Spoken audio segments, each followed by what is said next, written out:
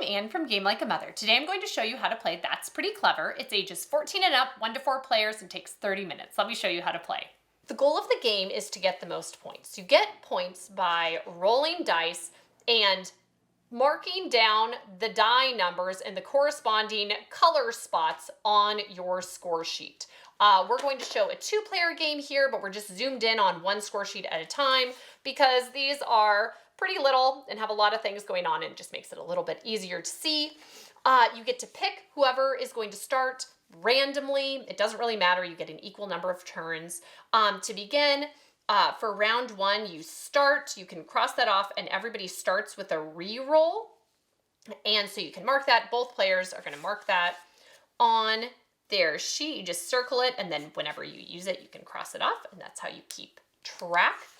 And there are different elements to marking numbers in the different spots. So we're gonna roll. There's elements to, here I'm gonna rig it a little bit, to marking spots and how each spot place scores. So first of all, when you roll, it might be convenient at the beginning to line up your dice from low to high.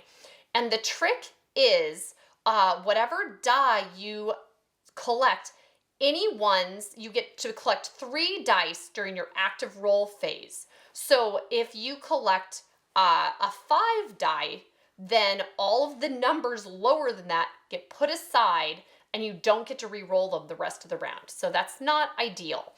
So generally you're trying to pick one that has a lower number on it so that you get to keep more of the dice to re-roll for later in your turn.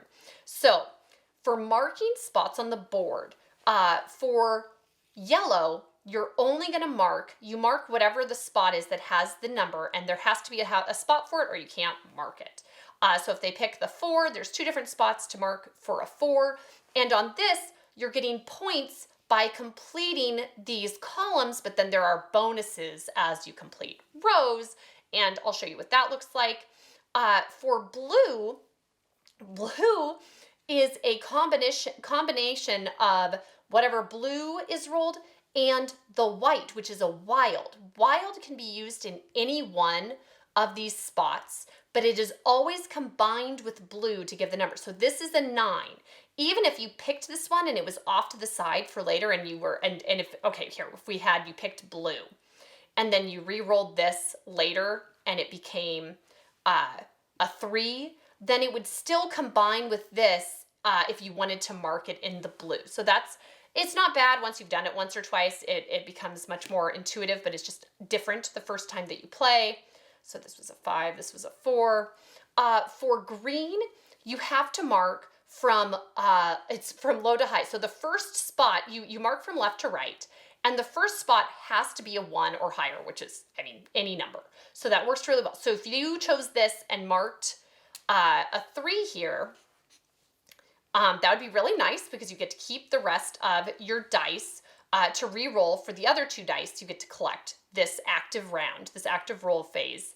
And then the next time you want to mark a number here, it has to be a die that's a green die or a wild die that's 2 or higher. Orange and purple, the numbers that you mark down there are the point value for it at the end of the game. Green, there's a scale here at the top. As you mark further along, you're getting more points. Same thing with blue. As you mark more X's, you get more points. For orange, just if you have a 4, a 6, a 2, there's a ×2 spot here. So whatever number you write down would be ×2. Whatever the value is in these blocks are the value at the end of the game. And then purple is special because you always have to put a higher number. This is a less than sign. So you start from left to right. And if you put a 3 here, then the next one has to be a 4, 5, 6. And the trick is if you put a 6 in one of the spots, then it resets it and you can do whatever number you want. But just in general, these you want to have high numbers and down here. So that's the basics for marking spots, and you get bonuses if you mark a spot that has a bonus on the bottom of it along here. And these, it's rows and columns, gives you bonuses. So we marked a 3, green, just you do an X on the spot for the first turn. And then the next round, they got a couple really little ones, but then they got a 2 and 4, 4. They're gonna these are not great to mark in purple or orange. So if you choose to mark this blue, it's a 6 because it combines with the white. So we're going to use, you're going to use the 2 to mark that off, which is a little weird the first few times you do it. And then these 2, the ones that are lower, get put off in a silver tray, which are going to be, you use at the end of the round. The passive players get to pick one of these to mark on their board. So then final roll phase, they do this again. And this, so the blue, again, this is a wild 2 that can be placed anywhere, or if you're placing it on blue, it combines with the blue die, even if it's off to the side. So this would be a 4 blue, or a 2 yellow, or 2 anywhere else. And you know what, we're gonna go ahead and just mark off the 4 blue for this, so he gets this over here. And then at the end of the round, at this person's roll phase, the other player gets to pick one of these 3 dice to mark on their board. They cannot use the re-roll at this point. It's only during their active roll phase they can use this, which is kind of a bummer because these are such little not helpful numbers, but the 2 yellow isn't terrible. So they're going to go ahead and mark that off. And then it's still first round. So then we swap these, and the other person who had been the passive player now gets to do the same thing as the other person, and they're gonna roll 3 times, picking dice along the way, and then after they're done, they're gonna pick this 3 white to be, because 3 plus 5 equals 8. The 2 gets put over here into the platter, and then it's their final roll. And they're going to pick, I guess, the 4. Can I do this upside down? Yes, I can. That's a 4-ish. So then these go over here, and the other person gets to pick. And again, this is a 9 in blue, and then they have the choice between a 2 and 2. Later in the game, it can happen where none of these are able to be placed anywhere on the passive player's board, at which case they get to choose between the other 3 dice, and so that they can mark a spot on their board. And then, so we'll go ahead and have them do a 2 yellow. Sure. And then that's the end of the first roll phase. And now to begin the second one, they get to have a new bonus, which is one of these +1s. Both players get it. And the way those work is at the end of a phase, if there's a lot of times there will be something really, if you get a good die, like a 6, especially the big numbers at the end, and you want to, you roll a couple 6s at the end, and there's a 6 here and a 6 over here. So the active player, you can do it as an active player, and you can do it as a passive player, depending on once it's your turn. But if it's my active roll phase and I just marked a few things, and I have, at least if I have a +1 available, I can pick one more of these dice to mark somewhere on my board. So it might be really nice to get to mark this 6 again. You get a few of these because as you block off, you end up getting a few over the course of the game. So usually I use mine to mark 6s off because those are the trickiest to get. But those can be really helpful. And then the passive player can also then, if it's their turn to mark and they would rather have one of they first have to pick one of their 3 silver plate dice to mark on their board. But then if they have a +1, they can use it for one of these.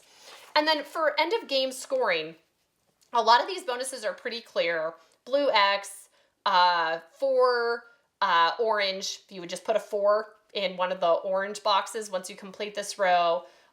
Green X, the foxes are, you get to have an extra count of whatever your lowest scoring zone is. So how this plays out is, here's an example of a completed game. This was a game that I played with my husband, and my lowest scoring area was orange. I got 25 points in here, but I got 2 foxes spots marked off. So then you have a score sheet on the back, but we took a score on the back of my husband's card. And so I got an extra 50 points from that. And then you just tally up from all the other sections, and whoever has the most points is the winner. So that's how to play. That's pretty clever. The target demographic for this game is roll and write fans, of which I love a good roll and write, and this is excellent. The rule complexity is medium. There's a bit to figure out for your first time through, but I felt like I was able to have a good first game, even as I was getting the intricacies of the rules down. And then after the first game, I didn't need to consult the rules for anything. It was very straightforward. So that's good. There's a little bit for the first game, but then you're set after that and don't have to reference the rules anymore, which is nice. How competitive is this game? It's medium. It feels like it's mostly you against the dice as you are choosing what to keep and how good or lucky your rolls are. But there's an element of interaction between different players, because when I'm choosing my dice, especially my final die, I am absolutely looking at my opponent's boards to see if I'm doing something that particularly helps them, by which dice I'm leaving behind, so that might impact which ones I'm taking. So there's a little bit of that element, but if you're doing things right, you can kind of work with whatever you get. So it doesn't seem like there's a lot of opportunity for hurt feelings when you play this game. The replay value is high. I played this game. We have the box version, and then I got the app version as well. And I have just been playing that over and over again on repeat because it's just so quick and so satisfying to play. That said, I can see how it would get a little repetitive after a while, and I'd want to have kind of a fresh challenge. But good news, the game creators figured that out. And if you're looking for similar games, they have come out with twice as clever, Clever Cubed, Clever Forever, and there's even a That's Pretty Clever Kids. So it's kind of the same feel, but fresh challenges for all of these. And then if you're just looking for something a little bit different for this, that I think it has a more universal appeal that people that aren't quite able to handle this level of intricacy can play, is Super Mega Lucky Box. Is basically strategic bingo and has some of the same feel of this game, where you're filling out rows and columns and you're getting bonuses, but it's very easy and simple to play and not quite as challenging. Although I love a good challenge. I've been playing That's Pretty Clever semi-compulsively lately, so it's really good. You should check it out. Thanks, and see you next time from Game Like a Mother.